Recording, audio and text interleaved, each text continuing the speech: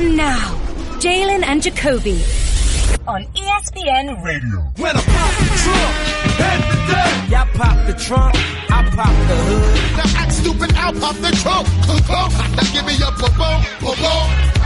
He is Jalen versus everybody. What up, Doe? I'm David Jacoby. And on the cool check-in. Center stage on the mic. And we putting it on wax.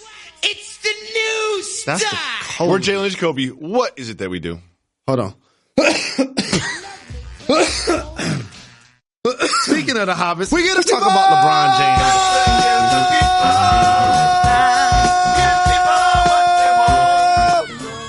James. What they want. You're taking a lot out of me screaming at the top of the show sometimes. Oh, I'm sorry, Mr. Rose. I'm so sorry. I know this is very difficult for you. You ever seen singers? For you. I know this is hard and their work voices? For you. Yeah, I know. And they manage them? They do. They go on tour and sing for 3 hours every single night. We ask you to sing for 4 seconds every day, and you complain about it for the next 10 minutes. But for 250 times a year, times 8 years, that add up. What? I just want everyone to know that if you're listening to this podcast, that sound you hear in the background is Jalen's sweater.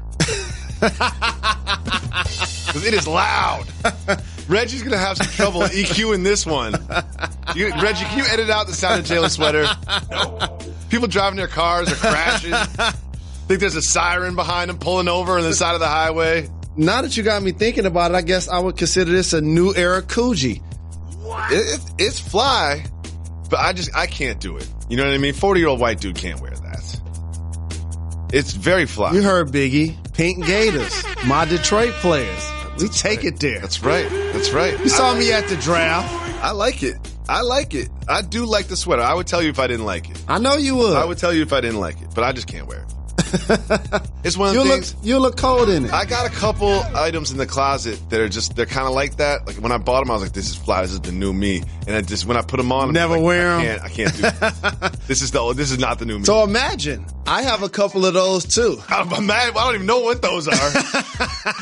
It's not me. A cocktail gown or something. Like I'm trying to tell everybody, y'all saw the red and white draft suit because I walked across the stage. Y'all didn't see the lime green draft suit I wore to the party. Oh, wow. What? You listen to Jalen Jacoby giving people what they want. Always. We need your help. We're talking to our podcast listeners, our family. Shout out. We need your help. We want cultural or regional voicemails. Call 985-80-JALEN and leave us cultural or regional questions. If you're listening to this podcast right now, you know exactly what cultural or regional means and you know the whole vibe. So leave us those voicemails. We're going to put them on the TV show tomorrow, Friday. So leave us voicemails, 985-80-JALEN, and we'll put them on the show right now. We're going to hit another voicemail.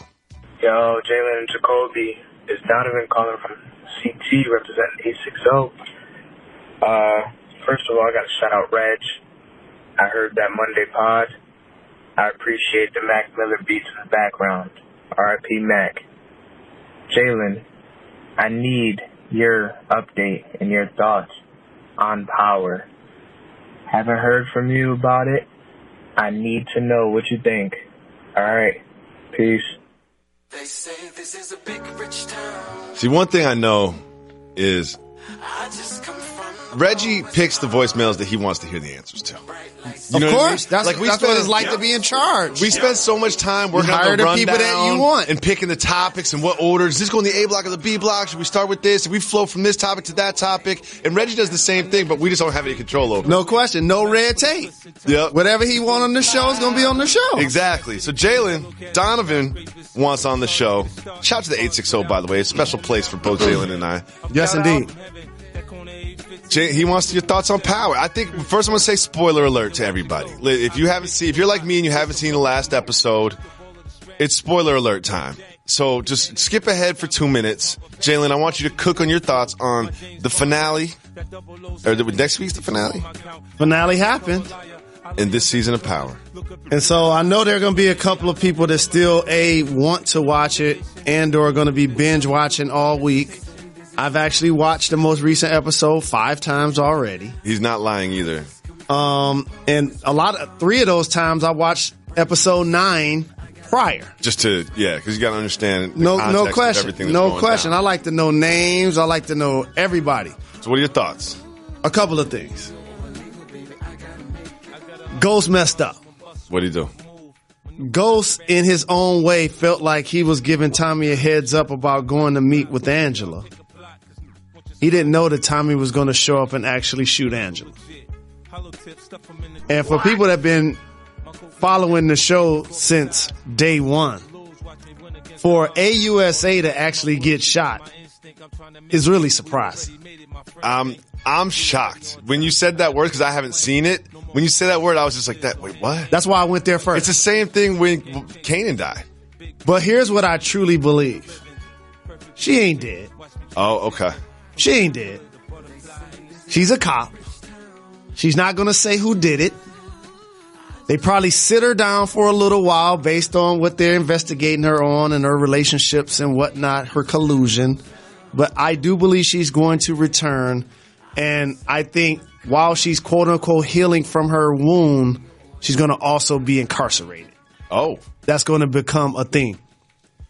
Another thing that I think may become a theme is Tariq is going to basically embrace the fact that Kanan's his dad. Mm-hmm. It's one thing for him to get killed and you go get a fake ID and you have the name on it. I peeped how they put, when Kanan died, they put his picture of him and Sean, his son that he allegedly killed, on the screen. And I noticed that Tariq looked a lot like more Kanan than Sean did. So that jumped out at me.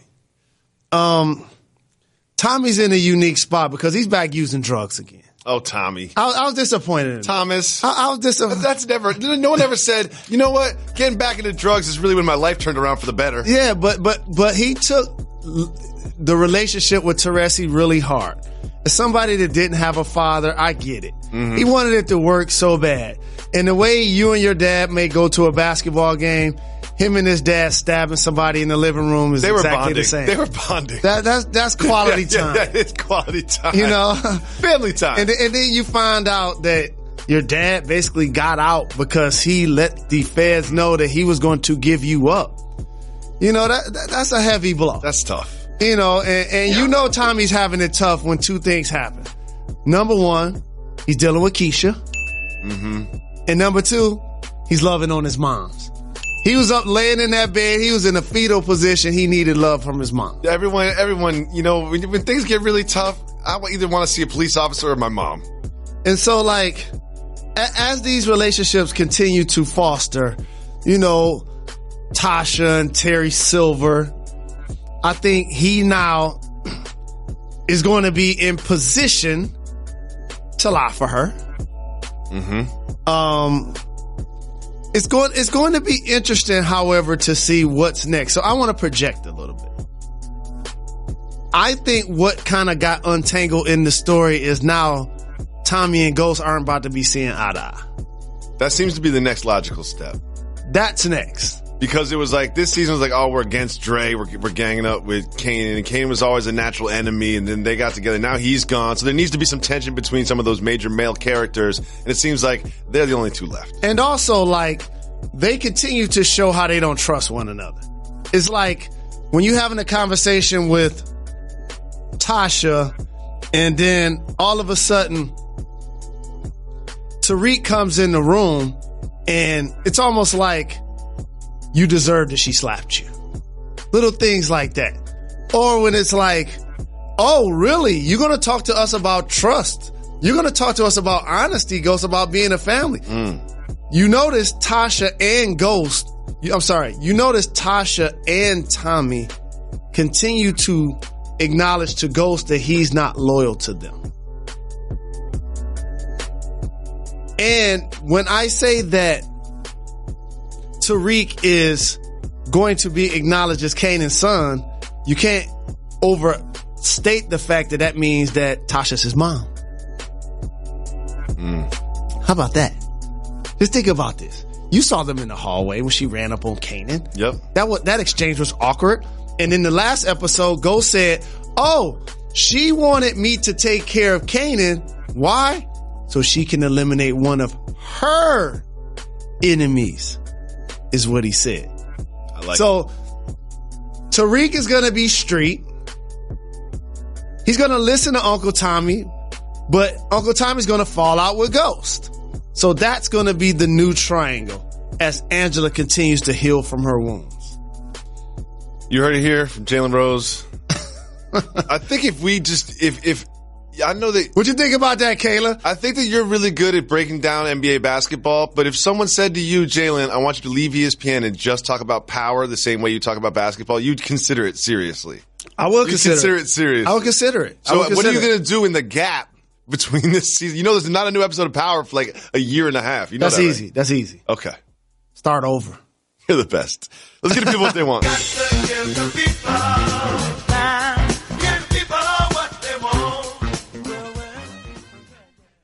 Computer, execute 12.4p operation. Optimizing algorithm. Running encryption packet alpha. Night. Oh, I don't feel so good. What is it, computer? Is it hot in here? It feels hot in here. I feel a little clammy.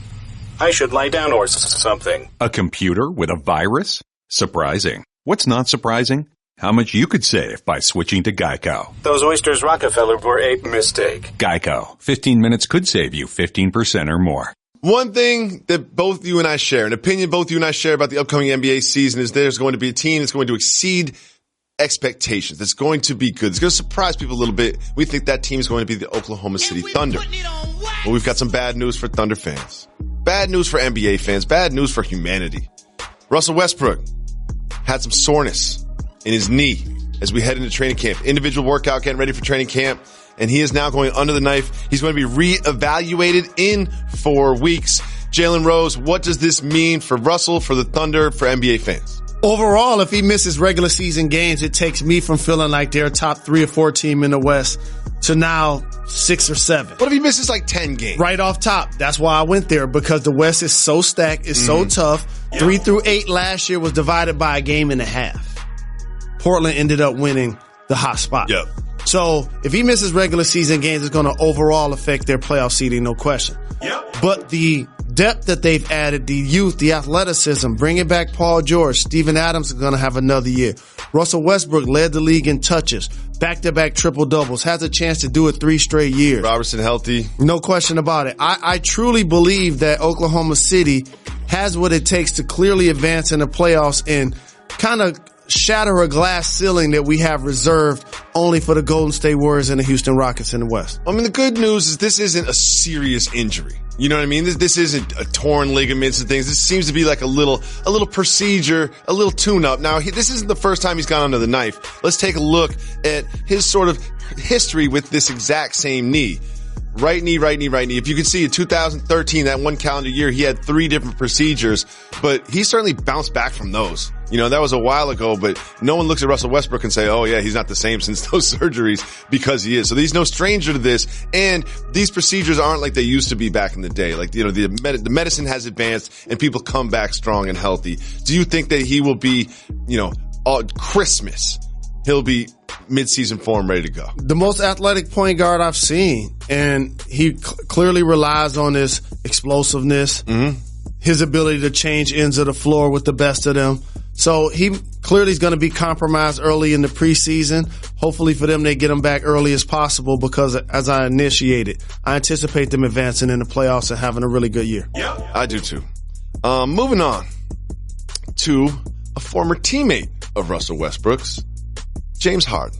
Now, you and I had the honor of going to see some Black Ops basketball pro runs at this one gym at an undisclosed location in New York City. Chris Brickley runs some very serious, you know, summer runs. They're workouts, but they're also real games. This is footage of James Harden playing with his new teammate and former teammate of Russell Westbrook's, Carmelo Anthony. Now, this is just pickup, edited. We're going to see the buckets. But can it really help? Can't playing these runs with your new teammate help understand anything or do something for chemistry for the Rockets? Absolutely. If anybody has played pickup ball, when you run with somebody for the first time, you understand their tendencies, their strengths and weaknesses. And then if and when you play with them or against them, again, you understand what they are. That's the exact same thing that takes place in workouts or runs with high-level NBA players. James Harden was doing the moves he's going to do during the regular season. So I'm crossing over back between the legs, step back threes, which he led the league by a long shot the last couple of years. That's what he does. But if you Carmelo Anthony, what you now got to start to do is let him know, like, we're going to slow it down a little bit. You notice Melo was at the elbow. Yep. ISO. That's what he does. Face up. Mid-post. Like, this is kind of what I'm going to want to do as well. Yeah. Without the coaches, without the fans, without front office personnel, so he can put it in James' head. So now out on the floor, forget what's being said by everybody else. If James believes he's going to be able to be highly functioning right there, he's going to give him the rock. Does Carmelo Anthony set picks for the Rockets? Yeah, you set a lot of picks because he's going to be playing a stretch forward position, and anytime a big gets switched on to Chris Paul or James Harden, that's going to be lights out for that player. And so Melo has to do a better job of screening. Because he's not a great screener. He do a lot of slips. I've watched a lot of Knicks games. He do a lot of slips. He's on his tippy toes. He slides out of there really quick trying to get that jumper. But they close to him so fast, I think once he sets that pick, he'll create that action and get that elbow ISO. Well, let me ask you a real question. As someone who played in the NBA for a very long time, I understand how playing in these pickup runs together can build chemistry. But does that which builds more chemistry? Playing a pickup together or the champagning and campaigning after the pickup run? The champagning and campaigning after the run. Yeah, because when you're during pickup, there are a lot of people around that you can't really say what you think. Yep. And also talk about your anticipation and your goals. And your coach. And so Houston. now James and Carmelo can go have their favorite bottle of bubbly and say, what's really going on with such and such? Because, they both have dealt with Mike D'Antoni a little bit. No doubt Carmelo's about it. got some complaints. No doubt about it. Like when I had him in New York, like he mentioned the word defense and I was done with him. And now you have him in Houston. Y'all one of the best defensive teams. Do he say defense in y'all locker room? Yes. Like those type of things. But and in also, all honesty, it's like, James, I know you're going to have your jersey hung in the rafters at Houston at one point, but you've already got your jersey hung in the rafters at a gentleman's place in Houston. So while we're in New York, let me show you some of my places where I'm a regular. Right, I was born here. Yeah, exactly. You know what I'm saying? I played here for a long time. You in my backyard. Let me show you a good time. Good. Well, also getting some chemistry, some new teammates. Dirk Nowitzki. He's Captain Dirk. He's on the way out. His career's coming to a close, but his new teammate Luka Doncic, his career is just beginning. The two have played together, and Dirk had some praise for the young Luka Doncic. Let's listen. At 19, I mean, I could shoot a little bit, but I never had the court vision and the savviness and the stuff that he brings to the game, and just the way he already reads pick and roll. You go under, he shoots. If a man goes over, he kind of keeps him behind him like the best, like Chris Paul and these guys do. Coming off pick and rolls, find the shooters, find the lob guys. He's going to pick some defenses apart, and it should be fun to watch. Of course, you're going to, talk well about the new rookie on the team, but what do you think about Dirk being so just like really seems like he believes in this young man? We made the playoffs the last couple of years. I better be right. Yeah. First and foremost, like when you're an all-time great player, and we allow players, and rightfully so, who get drafted by a team and seem to chase opportunities with better teams for championships. I stand and salute players like Dirk and Damian Lillard, and Lamar and Anthony Davis. Guys who got drafted by situations that we feel like they could go somewhere for greener pastures. Greek freak as well, but they stay. Yep. The problem is, like Kobe, for Dirk, they haven't built anything around him the last few years. Not the last few years. And they had that championship team. It seemed like Mark Cuban, he tried, brings in Parsons and things like that, but this isn't. But the commentary from Dirk, he truly believes it. He's never been one to only say things for the cameras and try to be phony about what he thinks about a player. And the assessment that he gave is accurate. This is why Luka Doncic was so high in the draft. His court sense, his awareness, his ability to play under control with a pace. He's not the fastest guy, not the most athletic guy. And so his ability to pass guys open is going to be something that the Mavs need. I think he and Dennis Smith Jr. are going to be a really nice young backcourt for them to build around for a long time. I think so too. Jalen Rose, it's time for News That Matters.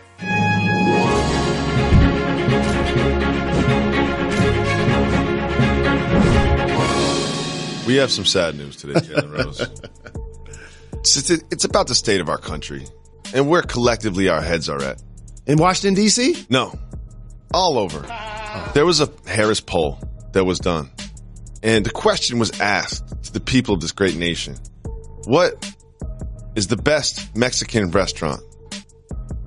The people answered Taco Bell. What? For some Mexican eating. Jalen Rose. What? How could people think Taco Bell is the best Mexican restaurant that we have? You really surprised? You upset? You disappointed? I'm upset about this. I would think the other national choice in the conversation would probably be Chipotle. If I gave you the options of eating Chipotle food, which, while not the healthiest thing in the world, but is quality, higher quality than Taco Bell. I love me some Taco Bell. I do love me some Taco Bell. But you can't say that's the best Mexican food. It's a long-standing brand. You underestimate that too. And that resonates with kids. A lot. It does. A level of familiarity. So, what's your Taco Bell order? My Taco Bell order, I learned to get a Mexi Melt. I like Mexi Melts. Extra sour cream. Oh. Or I get hard tacos. Which sauce you going with? I do a little salsa. I go fire sauce. I go the hottest thing they got. A little Victor Cruz. I'm kind of hungry for some Taco Bell right now, to be honest with you. So, Jalen, I recently moved to New York City, and it's different than LA. So much energy. There's just so much going on. So many people walking in the streets and subways and cabs and honks and horns and ambulances. It's just the stimulation is everywhere. And there's just so much to do. So many live events to attend. Comedy clubs, Broadway shows, concerts, sporting events. There's just so much to pick from, which is why I use SeatGeek. SeatGeek is the smartest, easiest way to get tickets for every type of live event. Whether you're searching for a last-minute deal or planning a night out months in advance with friends, SeatGeek helps you find the best seats, the best prices. And the best thing is it's all fully guaranteed. I have the SeatGeek app on my phone, and it's so easy to shop for tickets. Here's why. Because they've got this thing. You can easily pick what you want to do. And then once you pick the event that you want to go to, you can select your seats. And when you select your seats, it's simple. Green seats, good deal. Red seats, not a good deal. And what SeatGeek does is they search all of the ticket sites. So you don't have to use another one. You get a one-stop shop with the SeatGeek app when you have the SeatGeek app on your phone. Every ticket that you get is fully guaranteed. You know you're going to get a good deal because they make it so easy to find the best deals. And here's the thing.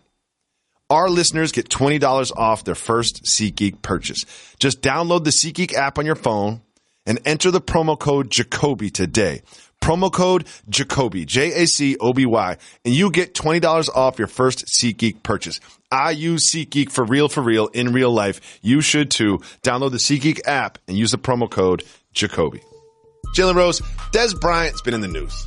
He's not playing football professionally for any team right now, but he live tweeted the Cowboys game. He basically said the Cowboys would have won if him and Dan Bailey were there, and they lost, and they did not look good. They looked like they could have used some Des, to be honest with you. Yep. And you know who makes all the decisions in Dallas? Jerry Jones. So, let's take a look at this interesting picture. This is a photo of Des Bryant and Jerry Jones in Jerry World at the Beyonce and Jay-Z concert. What? I have a lot of questions, Jalen Rose. A lot of questions. But first, I'll start with the obvious one. Is this an indication that potentially Des Bryant will be back in a Cowboy uniform? It's an indication that Des didn't realize he'd be unemployed at this point of the year. Yep. Jerry Jones did not realize it either. He sees what Des is saying about the organization and the lack of respect and the trust that he felt like the coaches had for him. Yep. Which is an extension of Jerry, who's also the GM and probably the maintenance man for the Cowboys as well. He does everything for the Cowboys. He's going to make sure that his name has all of the titles. Yep. And so there's a level of responsibility that comes when they decide to release a player that was there multiple years and not offer him a different contract structure. Yeah, apparently they didn't offer him to sign at a discount either. And it's not like that was news to Jerry. No one called Jerry and broke that news to him. He was involved in the decision-making process. And so that's the part of the relationship you see at the J&B concert where we kind of need each other right now. Oh. And do you think he signs at a discount? No. Nope. They don't want him. They don't want him. No, they don't want him. So isn't that a little awkward? Like he's getting on a plane and going to Dallas and sitting there for the concert. That's a long concert. That's why I'm saying that's this to you. 3 hours. That's what I mean by they need each other. Pretty sure he didn't have to fly nowhere. Emotionally? He didn't have to fly anywhere. They sent the plane to him. No. He's there? He's there because he's unemployed right now. That's where he's lived for the last 5 or so years. Why does Jerry need Dez? Just to complain about everybody else? Public relations. You have a player that's a former member of your team that's out here spitting venom about how his relationship with the team. So you think after a few adult beverages, after a few songs, couple hours, he says, you know what, let's talk about something, Dez. But when you go on Twitter and you start talking about the coaches and the team, that's not good for my business. In Jerry's head, after this meeting, he won't bash us anymore. In Dez's head, after this meeting, teams won't feel like they can't add me to their team because I'm going to be a distraction anymore. Yep. The problem is you can't put that toothpaste back in the bottle. The Cowboys already released him, didn't offer him a discount. He's already had Twitter fingers about the organization. He already met with Cleveland. Nothing surfaced. Marcus Lee already got hurt with the Jaguars. They didn't ask him. Yep. The Patriots done did 20 transactions for receivers. They're didn't shopping want for him. receivers. And he tweeted about going to Washington, and they came out quick and said they didn't want him. So I think now, unless there's a catastrophic injury that takes place, he won't find a team this year. Wow. So can I get to the important questions about this event? Let's look at the picture again, right? If you see the people in the background, they're dancing, enjoying it. Do you think they sat for the entire time? Do you think Jerry Jones knows any Beyonce or Jay-Z lyrics? Do you think Jerry Jones danced? Like, if I was at a concert, if I was at a J&B concert, I could not sit there politely the entire time. You're sitting there with a guy worth billions that can decide right now that we're going to sign you.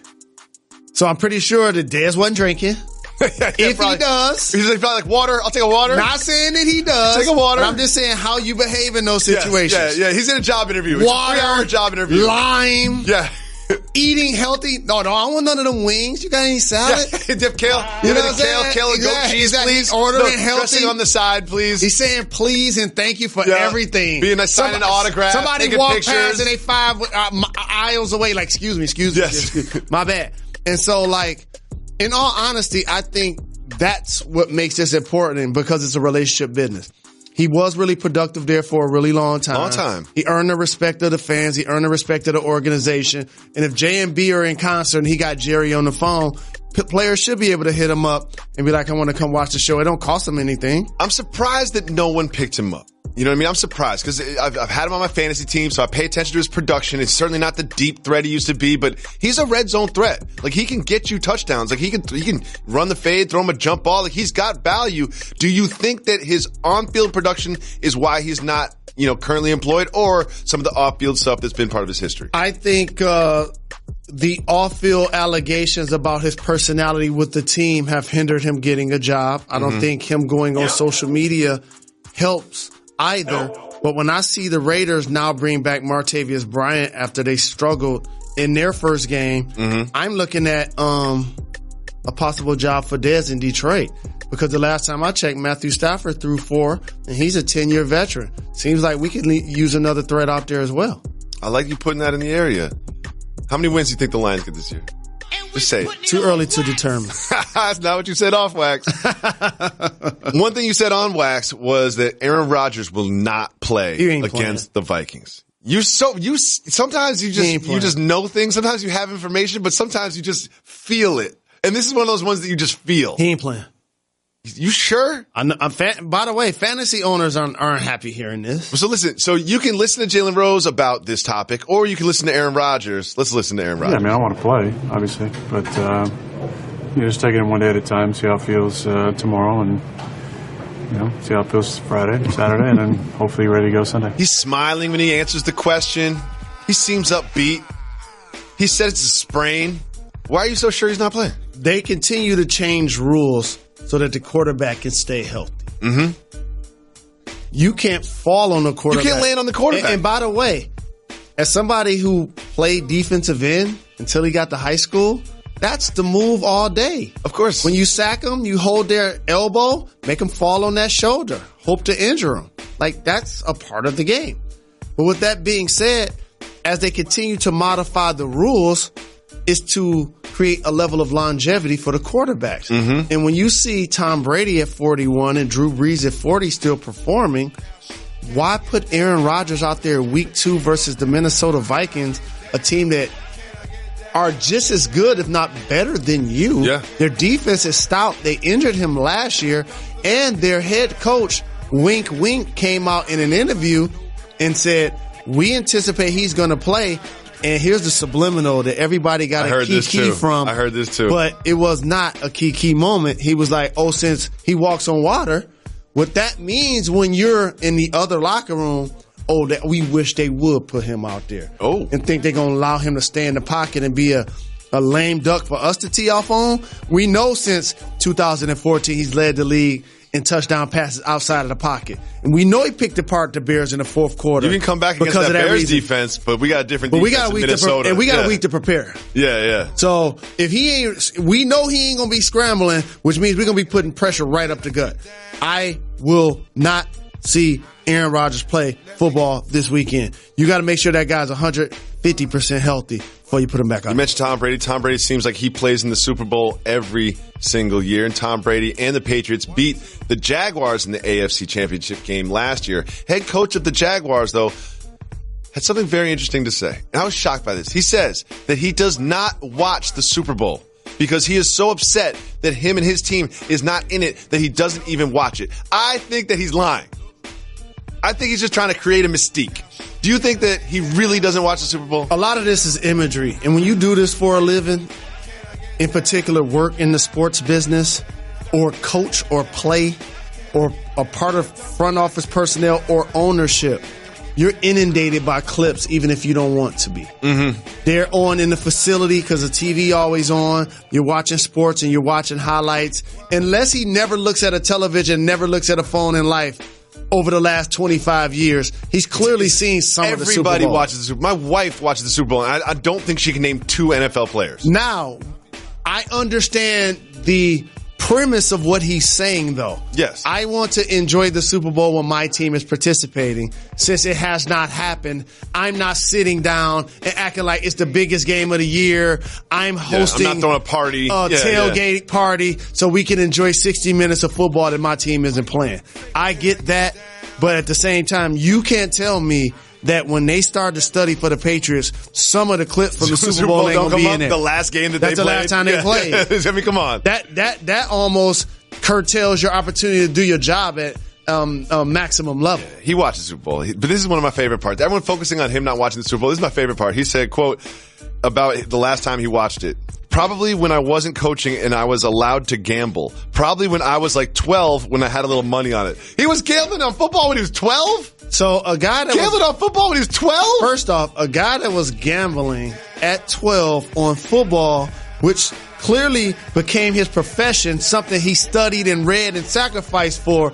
Maybe the reason why he doesn't want to watch it is because he don't want to money on it. He don't want to put no bread on it. If I'm gonna bet, I'm gonna bet on my team. Pete Rose style. Allegedly. I love that he's 12 years old, like, gets allowance, does some chores, gets like $1.50, goes to 6th grade and is like, yo, Steve, who you got? Right. But I can't front. At 12 years old, I was betting on everything. Really? Shooting craps? Playing blackjack? Playing tunk? Playing spades? It happens all the time because playing basketball? We spend so much time together and we are such good friends, but sometimes I just realize that we have very, very different upbringings. I was not playing tunk, whatever that is, or rolling dice when I was 12 years old. You weren't? No. Seriously? I wasn't. Wow. No, that's not what we do in Are you drinking 40 ounces? A few years later.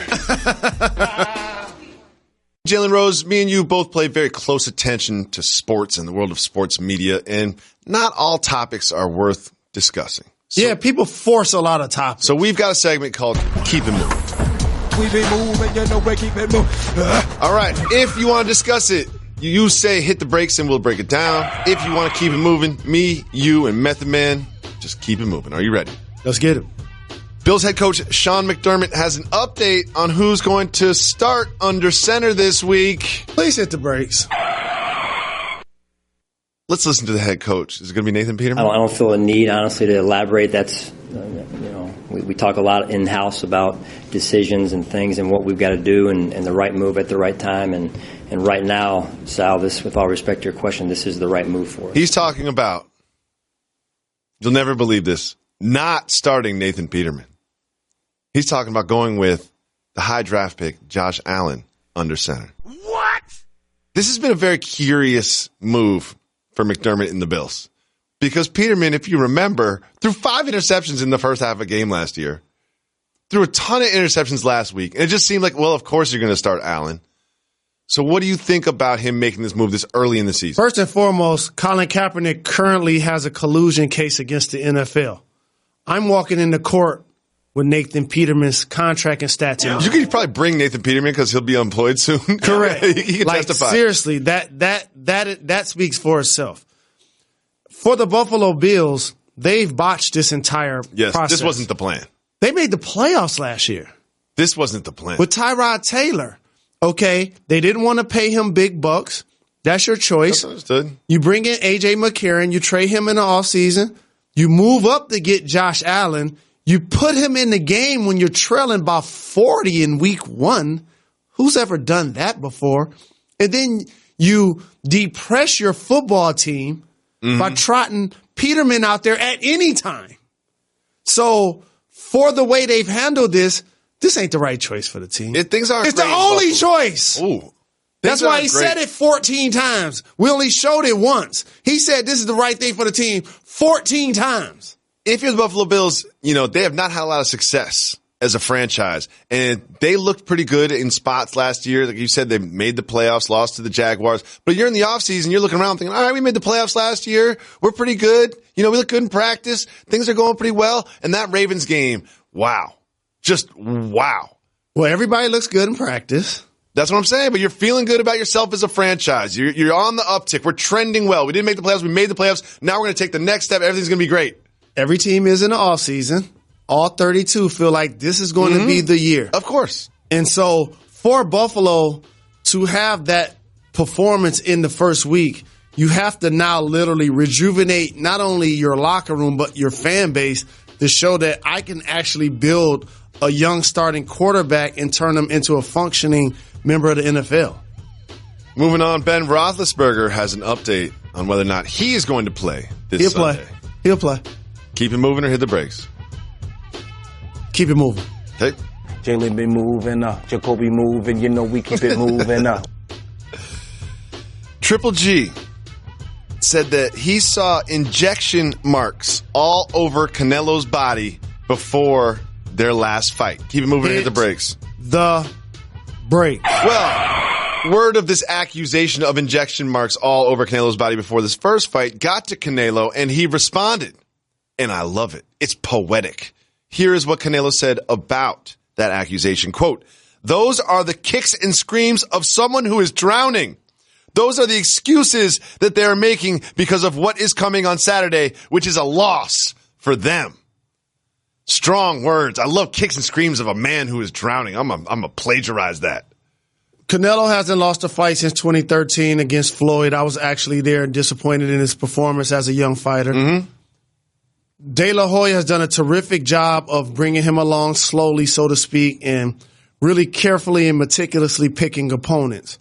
And then all of a sudden he get a major opponent in Triple G, and there's doping allegations that get blamed on the level of beef that he was eating in his hometown. There's a positive test, not just allegations. And then there's a positive test as well. So where there's smoke, there's fire. You don't normally just make up things like that, because when you say there were injection marks, these are physical things that others can also see.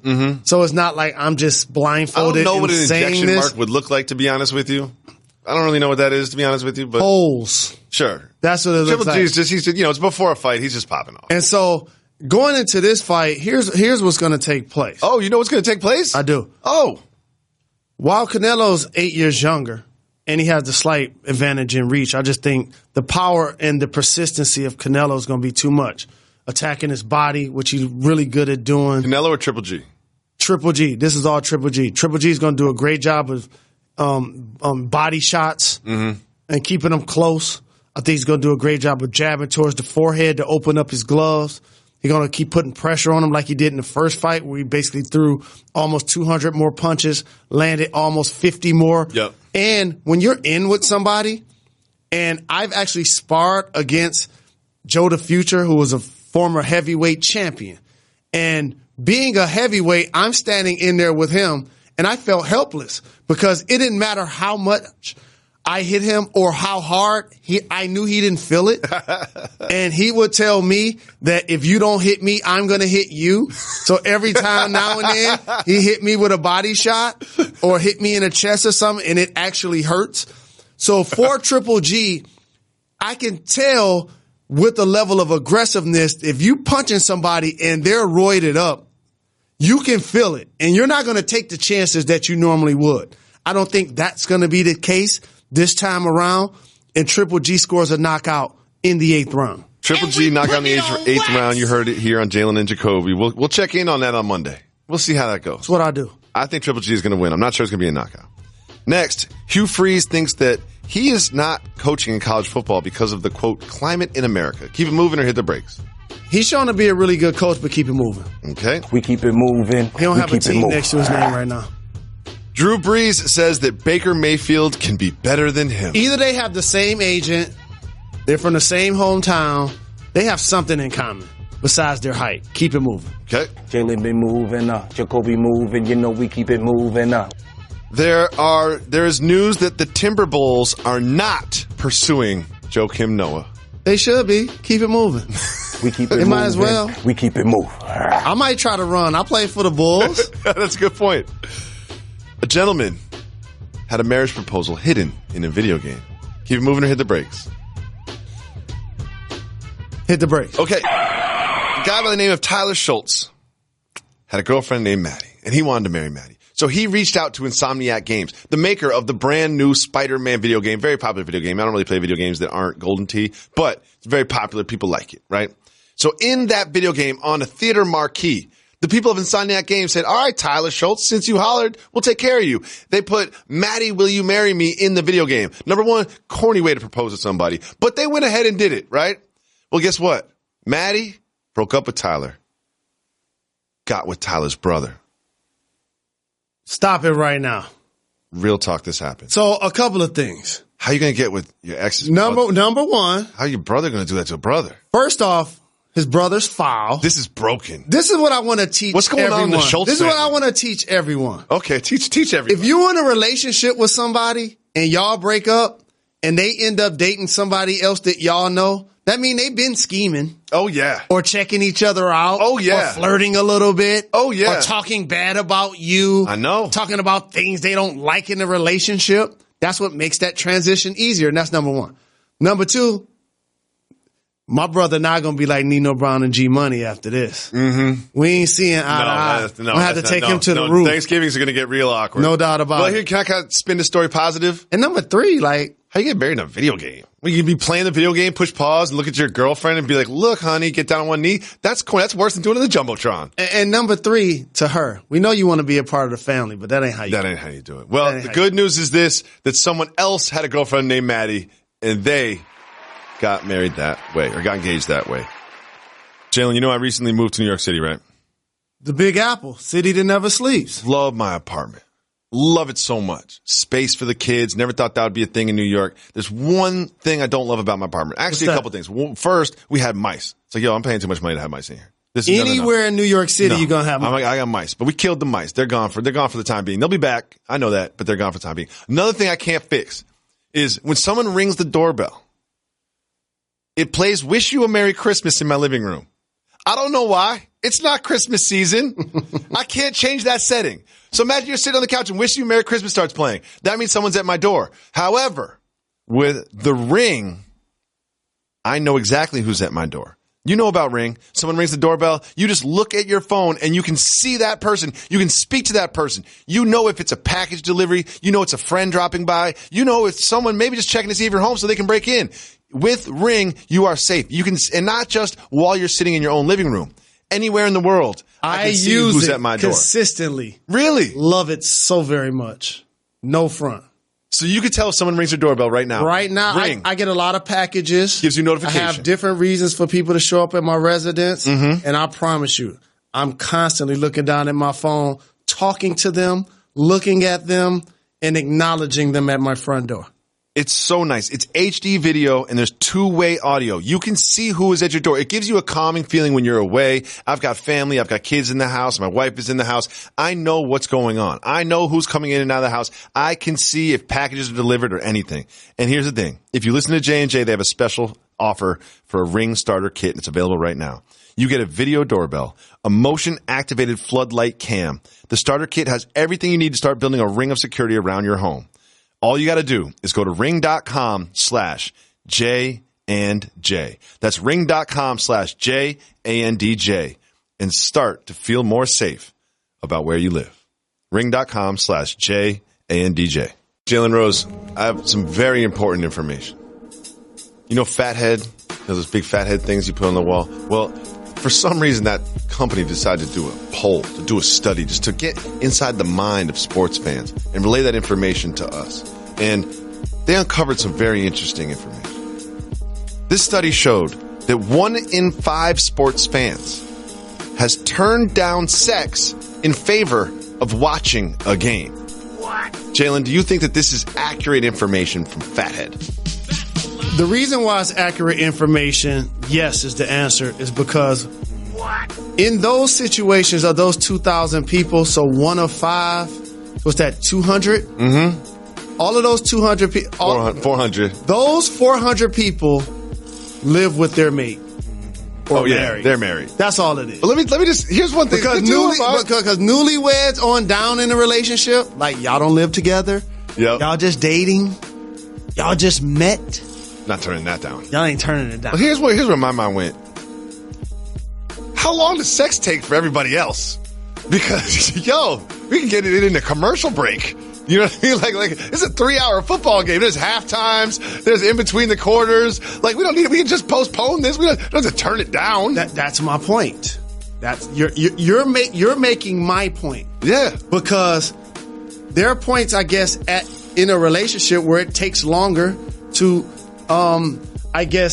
get enthusiastic and to have completion of the task when at hand. Remember that we're on in the afternoon now, and then all the executives have the TV on with the sound off? They saw the topic bar on the bottom of this, and they turned the sound on. So we got to move on. We got to move on.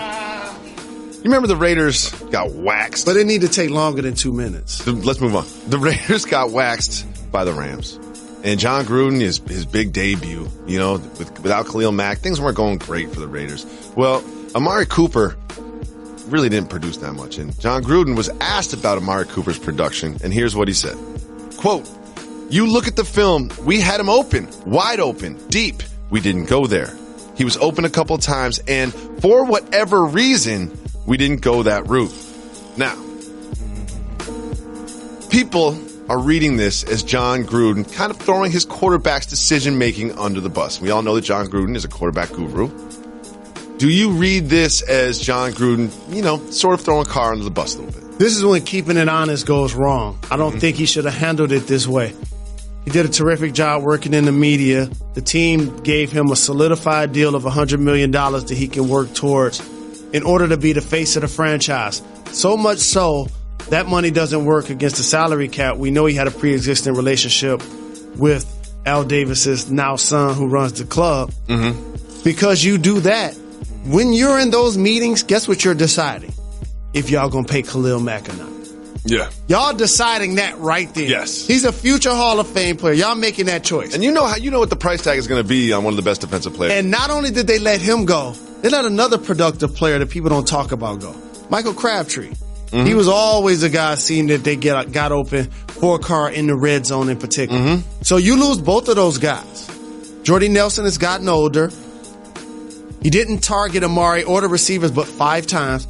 However, Jared Cook did get off. Yes. Tight end, 9 catches, 180 yards. The other team has Aqib Talib and Marcus Peters, who got a pick 6. So sometimes a quarterback can be gunshot based on the D-backs that he's going against. But you do yourself no service when you come out publicly and say he was open and I don't know why we didn't find him. Because now we're looking at you, offensive guru. Yep. We're looking at your offensive coordinator. And guess what we're going to be looking at next game? if Amari's open and Carr does or does not hit. And John Gruden's putting himself in a position where he has to explain his comments to Carr. And that's not good early in a relationship. You know what I mean? Because they're going to see each other. John's going to say, look, the media's taking something out of context and running with it. But you know Carr's telling his best friend, like, come on.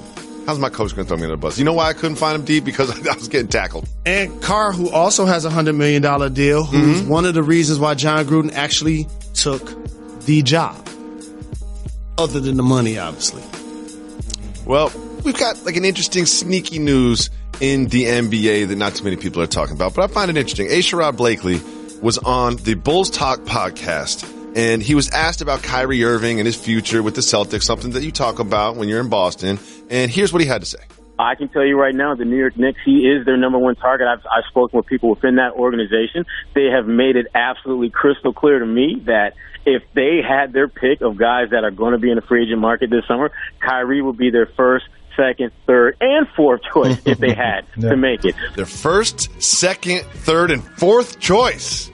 Jalen, let's just say percentage out of 100. What percent chance do the Knicks have of having Kyrie Irving in a Knickerbocker uniform next year? I learned to do this now in professional sports and really take the totality of every relationship in play. Whoa. And my answer is solely based on the fact that the Boston Celtics have as many assets outside of the Golden State Warriors as any team in the league. Facts. And I'm talking about players that can perform. Draft picks. Jaylen Brown, Tatum, Smart, Terry Rozier. Horford. Up front, you got Morris, Horford. Like, they're stacked. Mm-hmm. Gordon Hayward's going to return. And you mentioned the plethora of picks that they have at their disposal.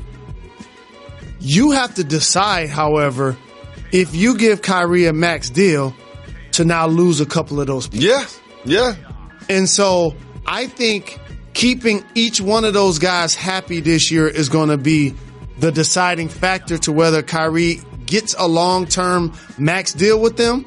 And look no further than Jason Tatum, who I appreciate his attitude and his team-first spirit. You know you're deep when a guy that just averaged 20-plus points in the playoffs his first year comes out and says, well, if I'm asked to come off the bench, I'll do it. Yeah. That means he understands that there are going to be a lot of mouths to feed. So what percent chance do the Knicks have of landing Kyrie? Come on. You know I'm a die-easy Knicks fan. 45%. Oh, higher than I thought. I'll take that. I'll take those odds. Yeah. So, Jalen Rose, we're going cultural or regional on the TV show tomorrow, so we need people to call in 98580 Jalen, leave their cultural regional questions, or you can hit us on Twitter, which is at Jalen Jacoby. Make sure you follow us on Instagram. Follow me! Jalen and Jacoby show account. Shout out to Kayla Johnson, who's helping us with the social. Make sure y'all add her, follow her on IG and Twitter too. She's the best social person and also a good friend. She sits next to me. And you sit next to me. I know. But you use my desk. I noticed that. I know. You use because trash. You're coming in earlier now. You leave trash on my desk. I was doing that for months. You leave trash here, on my desk. Anyone see this? You don't have to work in sports media to appreciate this. When you've got a desk and you keep it nice and organized the way I do, you know when someone else's trash is on there. You know when someone else left their food on your desk. Jalen Rose is guilty of leaving food on my desk. That is a violation of friendship and professional code. What do you have to say for yourself? Well, I need to defend myself. No, you need to apologize. I'm like Serena. You owe me an apology. I got a daughter. I got a daughter. I got 2 daughters. You owe me an apology. I would say this. What's that?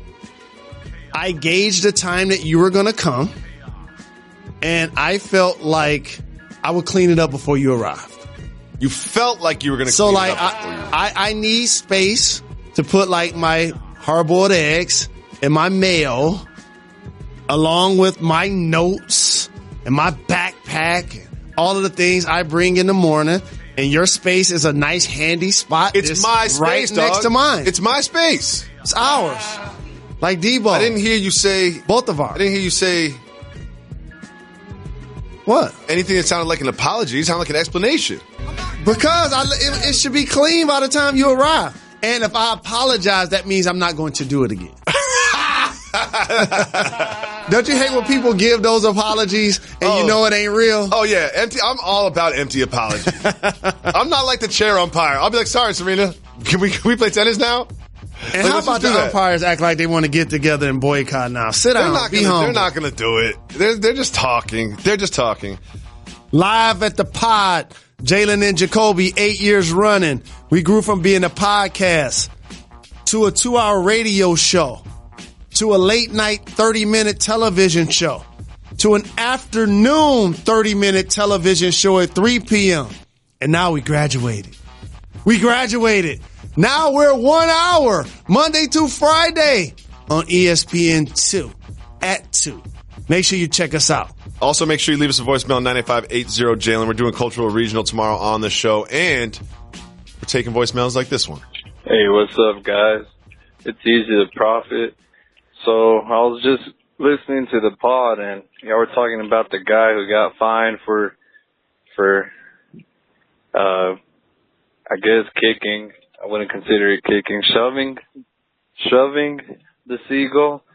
And I had a similar experience. So I was born in California, and I live in Texas now. We always go back there for vacations. And so about 2 years ago, we had went. This is the first time we had been back in like 4 or 5 years. And so I'm with my family. We went to the Santa Monica Pier. You know, we're just hanging out, taking in the sun. So, you know, I got my parents with me, and my mom brings out she brings out a lunchbox and all that, or sack, whatever you want to call it. And she has sandwiches, you know, not just like basic, 2 breads, cheese in the middle, you know, like the actual Subways, you know, she had them, they're like 6, they're kind of cut in half, you know, but they're half foot long, whatever, 6 inches, and so she has them all decked out, and I'm pretty excited. You know, we're getting a little hungry. We're out in the sun, you know, and so I'm standing up with my sandwich, and I'm eating it and showing my nephew how to get water out of his ear. And so I was kind of had my head tilted, banging my head with my other hand, kind of showing him how to do it. And somehow I had my sub sandwich up in the air. And the seagull comes flying down and just took it. Man, I was heated. I didn't know what happened. I just saw the seagull come like quick in a blink of an eye. I didn't even realize my sandwich was gone until like 5 seconds after I processed that a seagull almost killed me. So I guess what I'm trying to say is that guy shouldn't be fined. Seagulls are basically air rats. So he had all the right in the world to kick that thing is all I'm saying. But anyway, shout out to y'all. Shout out Harley and Pete, especially Reg. Easy to Profit. I got some things to say. First of all, he was also victimized by a seagull.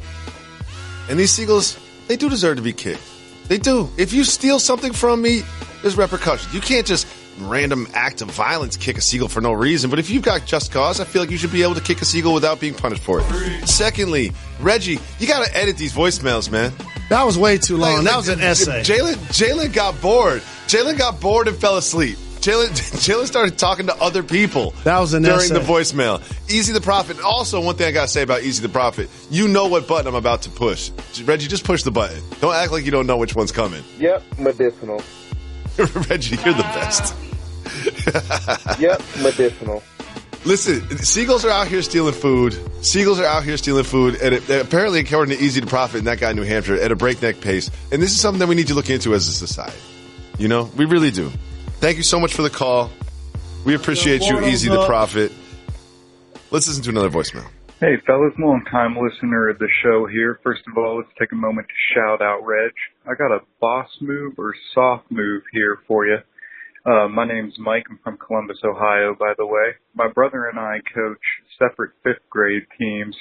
We needed one more game to complete our schedule, so we went ahead and put each other on the schedule.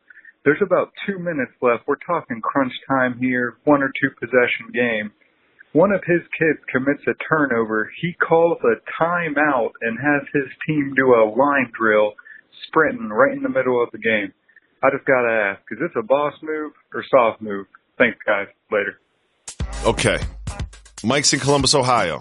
He's got a 5th grade team. His brother has a 5th grade team. 5th grade, always teaching, always learning. Crunch time. 2 minutes left. One of his kids creates turnover.